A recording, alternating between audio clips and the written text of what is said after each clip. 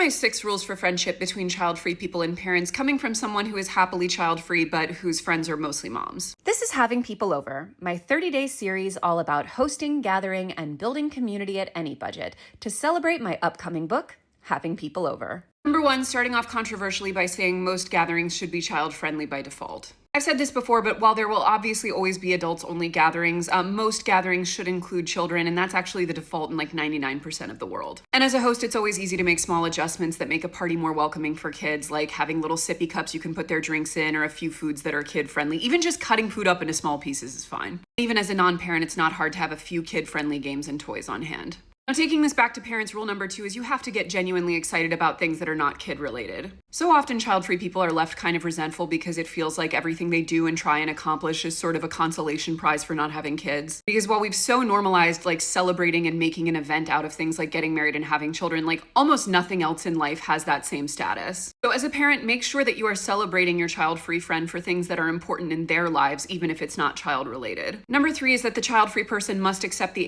80-20 rule at the beginning of the child's life. If your friend has just had a child, like especially if they've just given birth, you need to accept that you're going to be putting in 80% of the effort for at least that first little period while the baby's super young. Because their entire world's just turned upside down, and they probably still love you and want you in their life just as much, but just simply do not have the ability to be a present friend in the way that they did before having that kid. Number 4 is while most gatherings should be child-free, it is on the parents to make sure that they at least carve out some time for their friendships where they can communicate and kids are not around. Not even because the kids shouldn't be around, but because it's often really hard for parents to be present and engaged in a conversation and actually listen actively to the other person if the child is within reach. So even if it's just like phone calls after the kid goes to bed or running errands while they're at school or whatever it is, like the parent needs to carve out time where they can be fully present for their friend too. Kind of on the flip side, parents should include child-free people in child-centric moments if they want to join. Something I noticed when I decided not to have children was that some of the parents in our life, like just straight up did not invite us to anything child-related. Not all child-free people are this way, but I am someone who would love to come to your child's birthday party. I would love to be included in that part of their life, and I want to build a bond with your kid. So definitely check in with each other, but don't get in the habit of only including parents in moments that are centered around the child. Lastly, number 6 is make the husband step the fuck up.